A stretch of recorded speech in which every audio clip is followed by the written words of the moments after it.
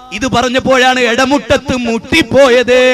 ഇടമുട്ടത്ത് ഉത്തരം മുട്ടിയപ്പോ മുട്ടിയ ഉത്തരത്തിന് മുട്ടിയ മറുപടിക്ക് വേണ്ടി കഴിയില്ലെന്ന ബോധ്യം നിങ്ങൾ ഇറങ്ങി കൂക്ക് വിളിച്ച് ആഘോഷിച്ചില്ലേ?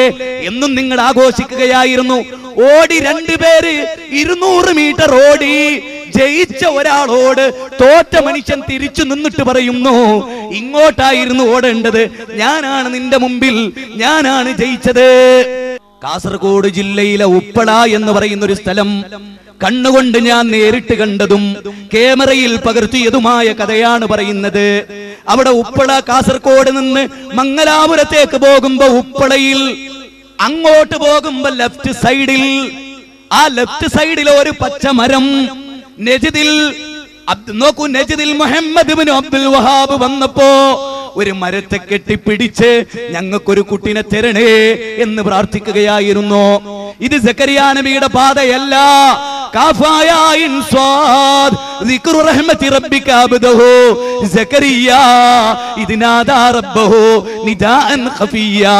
قال ربي إني وهن العظم مني واستعل الرأس شيبا ولم أكن بدعائك ربي شقيا. നാദാ നിന്റെ അനുഗ്രഹമാണ്.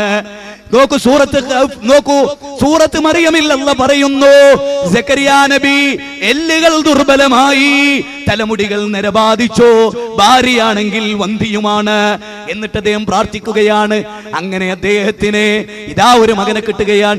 യാ യഹിയ ഖുദിൽ കിതാബ് ബിഖുവ വആതൈനാഹുൽ ഹുക്മ സബിയാ.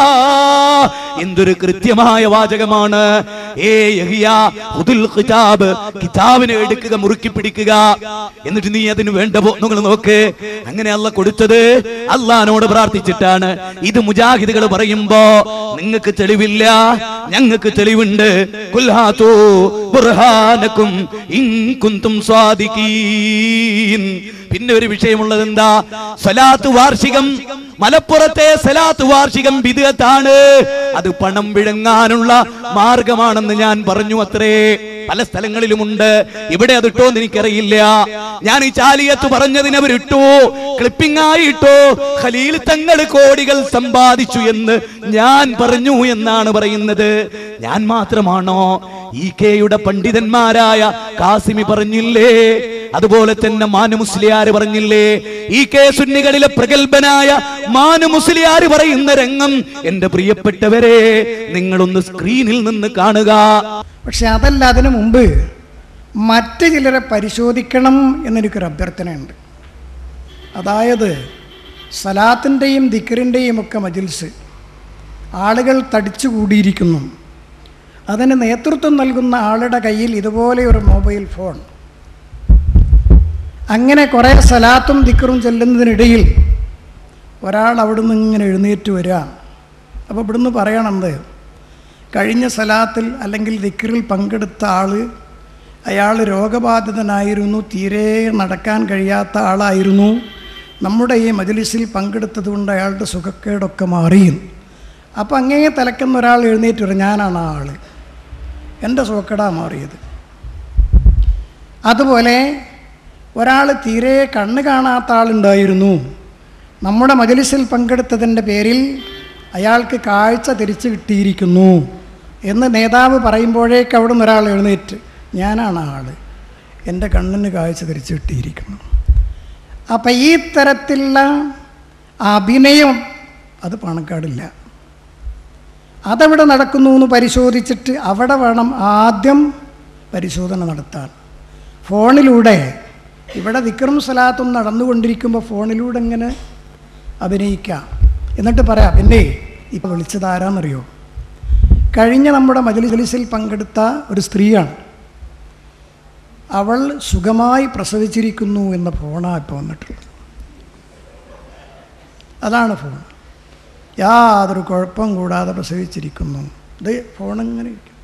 അപ്പം ഈ തരത്തിലുള്ള അഭിനയം കൊണ്ട് ആളുകളെ ചൂഷണം ചെയ്യുന്നവരെ കുറിച്ചാണ് ആദ്യം പരിശോധിക്കേണ്ടത്. എന്നിട്ട് മതി പാണക്കാട് കുടുംബത്തിൽ എന്ത് നടക്കുന്നു. മുസ്ലിയാർ പച്ചയായി പറഞ്ഞത് നിങ്ങൾ കേട്ടല്ലോ. ഇത് ഈ രൂപത്തിൽ അഥവാ ഫോണ് കയ്യിലെടുത്ത് ഇന്ന ഒരു സ്ത്രീക്ക് രോഗം മാറി, അപ്പൊ അവിടുന്ന് എഴുന്നേറ്റ് നിന്ന് ഞാനാണത് എന്ന് ക്രിസ്ത്യാനികളുടെ രോഗ ശുശ്രൂഷ സദസ്സിലാണ് നടക്കാറുള്ളത്. ചാണിന് ചാണായി മുഴത്തിന് മുഴമായി ക്രിസ്ത്യാനികളെ നിങ്ങൾ പിൻപറ്റും, അവരുടുമ്പിന്റെ മാളത്തിൽ പ്രവേശിച്ചാലും എന്ന നബി കള്ളം പറയില്ലല്ലോ. നബി കള്ളം പറയില്ലല്ലോ. വമാ യൻതിഖു അനിൽ ഹവാ ഇൻ ഹുവ ഇല്ലാ വഹയ്യു യൂഹാ. സൂറത്തുൻ നജ്മ് 53-4 വചനങ്ങളാണ്. ക്രിസ്ത്യാനികൾ എന്തൊക്കെ കാണിക്കുന്നു ടിവിയിൽ നിങ്ങൾക്ക് കാണാം, സൂര്യ ചാനലിലും നിങ്ങൾക്ക് കാണാം. രോഗ ശുശ്രൂഷ, ശാന്തി, ചികിത്സാ രീതികൾ അവരുടേതാണ്. ഇത് മുസ്ലിമിന്റെതല്ല, ഇത് കാപട്യമാണ്, ഇത് അഭിനയമാണ്. ഖുർആനിൽ അവസാനമായി ഇറങ്ങിയ ഒരു വാചകമാണ് എനിക്ക് രണ്ട് കൂട്ടരോടും സൂചിപ്പിക്കാനുള്ളത്. വത്തഖൂ യൗമൻ തുർജഊന ഫീഹി ഇലല്ലാഹ് സുമ്മ തുവഫാ കുല്ലു നഫ്സിൻ മാ കസബത് വഹും ലാ യുദ്ലമൂൻ. സൂറത്ത് ബഖറയിലെ 281-ാമത്തെ വചനമാണ്. വത്തഖൂ യൗമൻ തുർജഊന ഫീഹി ഇലല്ലാഹ്. എന്റെ പാവപ്പെട്ട ഉമ്മമാരെ, സമസ്തക്കാരെ, ഈ വാചകത്തിന്റെ അർത്ഥം അറിയുമോ? ഒരു ദിവസത്തെ നിങ്ങൾ ഭയപ്പെടണേ, റബ്ബിലേക്ക് കേറി റബ്ബിലേക്ക് നിങ്ങൾ മടങ്ങി ചെല്ലുന്ന ഒരു ദിവസം. ഫമൻ കാന യർജു ലിഖാ റബ്ബിഹി ഫൽയഅമൽ അമലൻ സ്വാലിഹാ. അല്ലാഹനെ കണ്ടുമുട്ടാൻ ആഗ്രഹിക്കുന്നവർ നിങ്ങൾ ആലോചിച്ചു നോക്കിയേ. ഖുർആനിലെ 18-ാം അധ്യായം 110-ാമത്തെ വചനമാണ്. ആ ദിവസത്തെ പേടിക്കണം. ഇത് ഇവര് മാത്രമാണോ ഇത് ഈക്കെ പറഞ്ഞത്? ഇനി റഹ്മത്തുള്ളാ ഖാസിമി മൂത്തേടം അദ്ദേഹം ചെയ്തതെന്താ? കോഴിക്കോട് നോക്കൂ, ബേബി ഹോസ്പിറ്റലിന്റെ ചുറ്റുവട്ടത്ത് ഇത്ര പോന്ന 2 കുപ്പികളിലെ സാദാ പച്ചവെള്ളം. ഒരു കുപ്പി വെള്ളത്തിന് 25,000. ഒരു കുപ്പി വെള്ളത്തിന് 25,000. 2 കുപ്പി വെള്ളത്തിന് 50,000. പ്രിയപ്പെട്ടവരെ, വെല്ലൂരിലെ സനതുള്ള മുടിയാണ്. ആര് പറഞ്ഞടോ വെല്ലൂരിലെ ഇത് നബിയുടെ മുടിയാണെന്ന് തെളിയിക്കാൻ നിങ്ങൾക്ക് സാധ്യമാണോ? നിങ്ങളുടെ ശരീരം ഒരു അത്ഭുതമാണ്, നിങ്ങളുടെ മുടി അത്ഭുതം. ഒരാളുടെ മുടി അത് മറ്റൊരാളുടേതാണെന്ന് പറഞ്ഞാൽ തെളിയിക്കാൻ ശാസ്ത്രീയമായി കഴിയുന്ന ഒരാളുടെ മുടി പോലും മറ്റൊരാൾക്കില്ല. അത് തെളിയിക്കാൻ കഴിയുന്ന ശാസ്ത്രലോകം. വെല്ലൂരിലെ സനതുള്ള മുടി നിങ്ങൾ പറഞ്ഞല്ലോ. ആ മുടി എവിടെ? അസ്രത്ത് ബാൽ പ്രശ്നം പോലീസുകാരൻ പരിഹരിച്ചതും അങ്ങനെയല്ലേ? ചെങ്ങാതിമാരെ നിങ്ങൾ ആലോചിക്കേ. അപ്പൊ ഇവിടെ എനിക്ക് ഓർമ്മ വരുന്നത് ഒരു വചനമാണ്. യാ അയ്യുഹല്ലദീന ആമനൂ ഇന്ന കസീറൻ മിനൽ അഹ്ബാരി വറുഹ്ബാനി ലയഖുലൂന അംവാലൻ നാസ് ബിൽ ബാത്തിൽ. പണ്ഡിത പുരോഹിതന്മാർ ഈ സാധുക്കളെ ചൂഷണം ചെയ്യുന്ന വല്ലാത്ത രംഗമാണ് നമ്മൾ കേട്ടുകൊണ്ടിരിക്കുന്നത്. ഇനി നിങ്ങൾ ആലോചിച്ചു നോക്ക്, മുജാഹിദ് പ്രസ്ഥാനത്തിന്റെ ഗ്രൂപ്പിസം ആഘോഷിക്കുന്നവർ നിങ്ങൾ ആലോചിച്ചു നോക്ക്. നിങ്ങളുടെ പാളയം AP സുന്നി, APയെ കുറിച്ച്, അബൂബക്കർ മുസ്ലിയാരെ കുറിച്ച്, അതുപോലെ തന്നെ AP വിഭാഗത്തെ കുറിച്ച് ഖാസിമി പറയുന്ന വളരെ ഗൗരവകരമായ ഒരു ഭാഗം നിങ്ങൾ കേട്ടോളൂ. സത്യത്തിൽ എന്താണോ മുജാഹിദിന്റെ ഭാഷ, ഈ ഭാഷ തന്നെയാണ് തബ്ലീഗ് ജമാഅത്ത് പുലർത്തിക്കൊണ്ട് നടക്കുന്നത്. അതുകൊണ്ട് ഈ രീതിയും ഈ പ്രവർത്തനവും ഈ വിശ്വാസവും മുസ്ലിം സമുദായത്തിന് അന്യമാണ് എന്ന് പറയാതിരിക്കാൻ നിർവാഹമില്ല. ഞാൻ വളരെ ആത്മാർത്ഥമായി തന്നെ പറയുകയാണ്. നിങ്ങൾ ആരെങ്കിലും 4 ആളെ കാണുമ്പോൾ പറഞ്ഞ സംഗതിയാണ് എന്ന് വിചാരിക്കേണ്ട. എനിക്ക് തബ്ലീഗുമായി ഒരു ബന്ധവുമില്ല. എനിക്ക് ബഹുമാനപ്പെട്ട സുന്നത്ത് ജമാഅത്തുമായി സമസ്തമായുമായിട്ടല്ലാതെ ഒരു ബന്ധവുമില്ല. എങ്കിൽ പിന്നെ ആരൊക്കെയോ മാസിക ഇറക്കി അവൻ പ്രാന്തനാണ്. അത് നിങ്ങൾ മനസ്സിലാക്കണം. അച്ചങ്ങാടിക്ക് പ്രാന്ത, അത് നിങ്ങൾ മനസ്സിലാക്കണം. ഒരു പ്രാന്താലയത്തിന്റെ കൂടാണത്. അല്ലെങ്കിൽ അവർക്ക് പ്രാന്ത്, അല്ലെങ്കിൽ AP വിഭാഗം എന്നത് ഒരു തരം ഉളുപ്പില്ലാത്ത കൗമാണ്. നിങ്ങൾ തക്ബീർ ചെല്ലാൻ വേണ്ടി ഞാൻ പറഞ്ഞൊന്നുമല്ല, അങ്ങനെ വിചാരിക്കണ്ട. അങ്ങനെയൊന്നുമല്ല. ഉളുപ്പുണ്ടെങ്കിൽ അവർ പലിശക്കെതിരെ ക്യാമ്പയിൻ നടത്തില്ല. ഉളുപ്പ്, മലയാളത്തിൽ ഉളുപ്പ് എന്നൊരു വാക്കുണ്ട്. ഉളുപ്പ്, ഉളുപ്പ് ഉളുപ്പ് എന്നുള്ളത് അയാൾ ജനിച്ച നാട്ടിൽ എന്ന് ഞാൻ പറഞ്ഞില്ല, വാക്യം പിൻവലിക്കാണ്. കാരണം കാന്തപുരത്തെ നല്ല മനുഷ്യന്മാരാ, അവർ നല്ലോരാ, അവർ സമസ്തന്റെ ആളുകളാണ്, അവർ മുത്തക്കങ്ങൾ സാലിഹ്യങ്ങളാണ്. അല്ല നാട് ഞാൻ പറയില്ല, അയാൾക്കോ അയാൾ അനുയായികൾക്കോ ഉളുപ്പ് ഉളുപ്പ് എണ്ണ 3 അക്ഷരം ഉണ്ടെങ്കിൽ പലിശക്കെതിരെ എങ്ങനെ ഒരു ക്യാമ്പയിൻ നടത്തും? ഇയാൾ പറഞ്ഞടാ 2 കോടി ഞാൻ പലിശ കൊടുത്തു, ബാക്കി പലിശ കൊടുക്കാനുള്ള പൈസ എന്റെ കയ്യിലുണ്ട്. നിങ്ങൾ മറന്നോ? അയാളും അയാളെ പേറിയവനും മാറും. അതെല്ലാരും മനസ്സിലാക്കുക. എന്താ ഉളുപ്പ് ഊ കൂട്ടണം കൂട്ടണം എന്നും കൂടി പറഞ്ഞാൽ ഗംഭീരായി. നിങ്ങൾ ആലോചിച്ച് നോക്കൂ, അയാൾക്ക് ഭ്രാന്താണ്. ആർക്ക്? AP അബൂബക്കർ മുസ്ലിയാർക്ക്. ഭ്രാന്തന്മാരുടെ കൂടാരമാണ് നിങ്ങൾ ചെയ്യുന്ന ചില സ്ഥലം. അതാണ് നിങ്ങളുടെ ഭ്രാന്തന്മാരുടെ കൂടാരമാണെന്ന് ഞാൻ പറയുന്നില്ല. പക്ഷേ ഭീമാ പള്ളിയിൽ നിങ്ങൾ നടത്തുന്ന ചില സെല്ലുകൾ, ഭ്രാന്തന്മാരെ നിങ്ങൾ കെട്ടിയിട്ട് പീഡിപ്പിക്കുന്ന സെല്ലുകൾ നേരിട്ട് കണ്ട് ഫോട്ടോ എടുത്തു പോന്നിട്ടുണ്ട്. ഇക്കഴിഞ്ഞ ഏതാനും മാസങ്ങൾക്ക് മുമ്പ് നമ്മുടെ CM മഖാമിൽ പോലും പാവപ്പെട്ട ഭ്രാന്തൻ എന്ന് ചില ആളുകൾ അഭിനയിക്കുകയും ചെയ്യുന്നുണ്ട്. അവരെ പിടിച്ചു നിങ്ങൾ അതിൽ നോക്കൂ, ഉളപ്പില്ലാത്ത വർഗമാണ് ഇവർ എന്ന് ഞങ്ങളാണ് നിങ്ങളെ പറ്റി പറയുന്നത്. ഞങ്ങൾ നിങ്ങളോട് ചെയ്തത് എന്താ? അള്ളാഹുവിന്റെ ദീൻ സ്വീകരിച്ച് ജീവിച്ചോളൂ.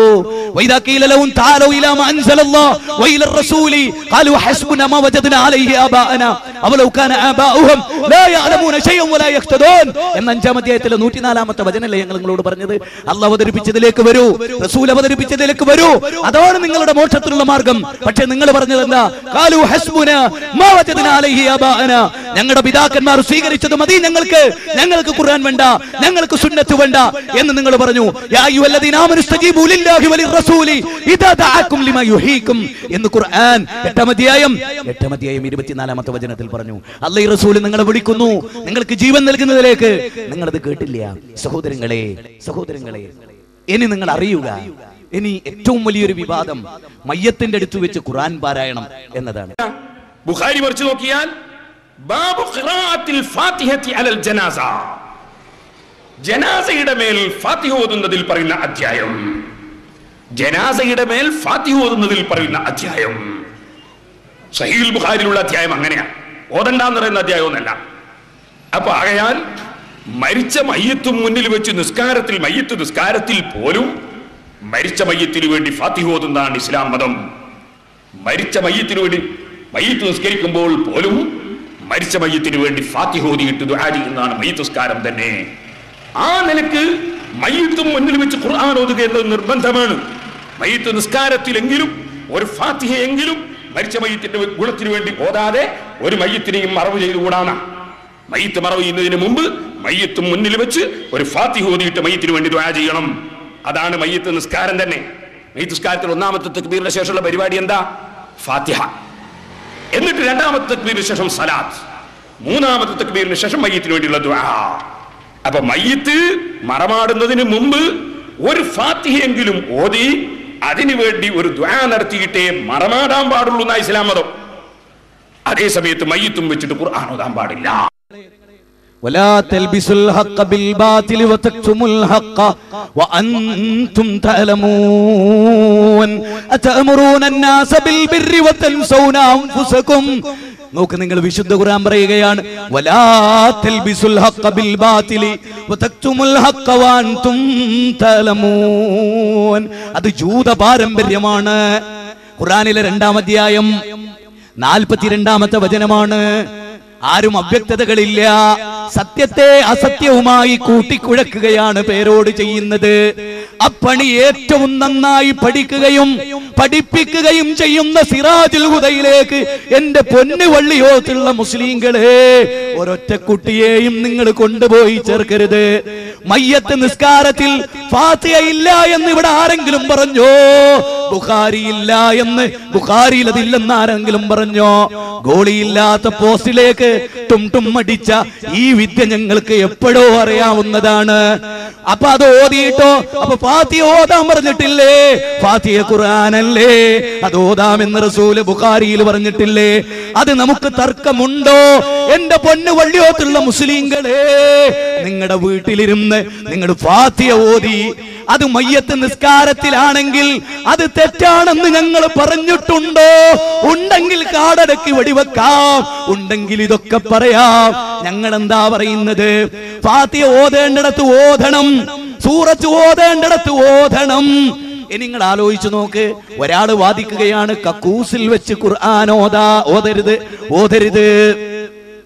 കക്കൂസിൽ വെച്ച് ഖുർആൻ ഓതരുത് എന്ന് ഒരു പാവം പിടിച്ച മനുഷ്യൻ പറഞ്ഞു പോയി, പേരോട് വിട്ടില്ല എന്ന് നിങ്ങളൊന്ന് സങ്കല്പിച്ചു നോക്ക്. ഇതൊരു സങ്കല്പമാണ്.